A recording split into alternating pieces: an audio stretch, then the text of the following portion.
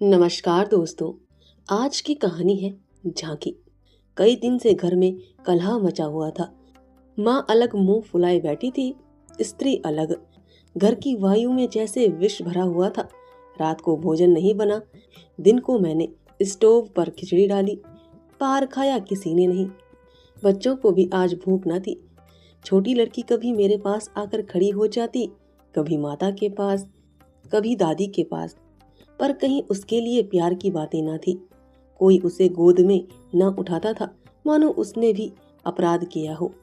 लड़का शाम को स्कूल से आया, किसी ने उसे कुछ खाने को ना दिया, ना उससे बोला, ना कुछ पूछा। दोनों बरामदे में मन मारे बैठे हुए थे और शायद सोच रहे थे, घर में आज क्यों लोगों के हृदय उनसे इतने फिर गए हैं। भाई बहन दिन में कितनी बार लड़ते हैं, टोनी पीटना भी कई बार हो जाता है, पर ऐसा कभी नहीं होता कि घर में खाना ना पके या कोई किसी से बोले नहीं। यह कैसा झगड़ा है कि 24 घंटे गुजर जाने पर भी शांत नहीं होता। यह शायद उनकी समझ में ना आता था। झगड़े की जड़ कुछ ना थी। अम्मा ने मेरी बहन के घर तीजा भेजन के लिए जिन सामानों की सूची लिखाई, वह पत्नी जी को घर की स्थिति देखते हुए अधिक मालूम हुई। अम्मा खुद समझदार है, उन्होंने थोड़ी बहुत काट छांट कर दी थी, लेकिन पत्नी जी के विचार से और काट छांट होनी चाहिए थी। 5 साड़ियों की जगह 3 रहे तो क्या बुराई है। खिलौने इतने क्या होंगे, इतनी मिठाई की क्या जरूरत।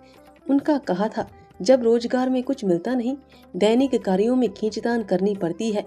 दूध घी के बजट में तकलीफ हो गई तो फिर तीजे में क्यों इतनी उदारता की जाए। पहले घर में दिया जलाकर तब मस्जिद में जलाते हैं। यह नहीं कि मस्जिद में तो दिया जला दे और घर अंधेरा पड़ा रहे। इसी बात पर सास बहू में तकरार हो गई। फिर शांखें फूट निकली, बात कहां से कहां जा पहुंची। गड़े हुए मुर्दे उखाड़े गए। अनियुक्तियों की बारी आई।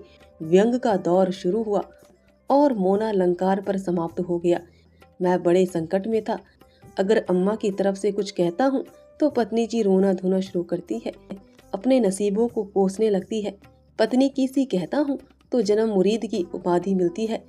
इसलिए बारी बारी से दोनों पक्षों का समर्थन करता जाता था, पर स्वार्थवश मेरी सहानुभूति पत्नी के साथ ही थी। खुलकर अम्मा से कुछ न कह सकता था, पर दिल में समझ रहा था कि ज्यादती इन्हीं की है।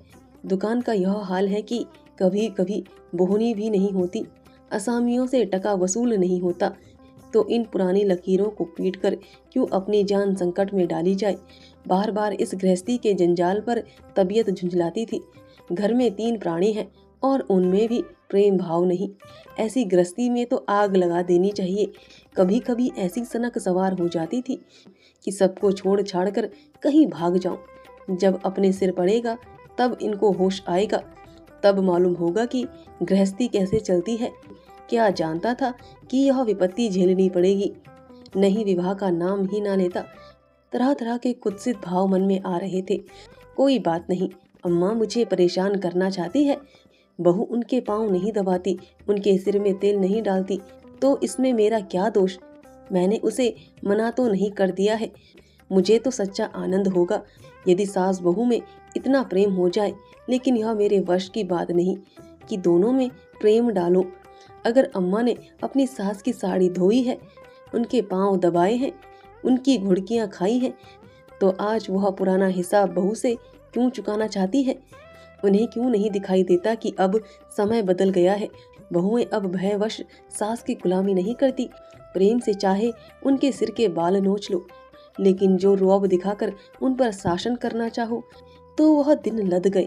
सारे शहर में जन्माष्टमी का उत्सव हो रहा था। मेरे घर में संग्राम छिड़ा हुआ था। संध्या हो गई थी पर घर अंधेरा पड़ा हुआ था।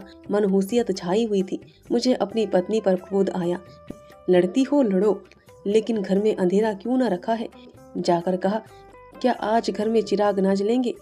पत्नी ने मुंह फुलाकर कहा, जला क्यों नहीं लेते, तुम्हारे हाथ नहीं है। मेरी देह में आग लग गई। बोला, तो क्या जब तुम्हारे चरण नहीं आए थे तब घर में चिराग न जलते थे। अम्मा ने आग को हवा दी। नहीं, तब सब लोग अंधेरे में ही पड़े रहते थे। पत्नी जी को अम्मा की इस टिप्पणी ने जामे के बाहर कर दिया। बोली, जलाते होंगे मिट्टी की कुप्पी। लालटेन तो मैंने नहीं देखी, मुझे इस घर में आए 10 साल हो गए। मैंने डांटा। अच्छा चुप रहो, बहुत बड़ो नहीं। ओहो, तुम तो ऐसा डांट रहे हो जैसे मुझे मोल लाए हो। मैं कहता हूँ चुप रहो।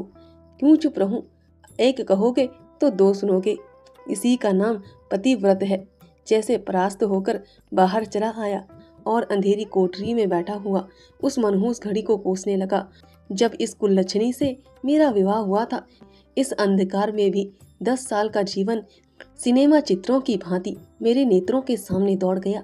उसमें कहीं प्रकाश की झलक ना थी, कहीं स्नेह की मधुरता ना थी। सहसा मेरे मित्र पंडित जयदेव जी ने द्वार पर पुकारा, अरे आज यह अंधेरा क्यों कर रखा है जी? कुछ सूझती ही नहीं, कहाँ हो? मैंने कोई जवाब ना दिया। सोचा आज यह कहाँ से सिर पर आकर सवार हो गए। जयदेव से फिर पुकारा, अरे कहाँ हो भाई, बोलते क्यों नहीं? कोई घर में है या नहीं? कहीं से कोई जवाब ना मिला। जयदेव ने द्वार को इतनी जोर से झंझोड़ा कि मुझे भय हुआ कहीं दरवाजा चौखट बाजू समेत गिर न पड़े। फिर भी मैं बोला नहीं। उनका आना खल रहा था। जयदेव चले गए। मैंने आराम की सांस ली। बारे शैतान टला नहीं, घंटों सिर खाता, मगर 5 ही मिनट में फिर किसी के पैरों की आहट मिली और अब की टार्च के तीव्र प्रकाश से मेरा सारा कमरा भर उठा। जयदेव ने मुझे बैठे देखकर कौतूहल से पूछा, तू कहाँ गए थे जी? घंटों चीखा, किसी ने जवाब तक न दिया।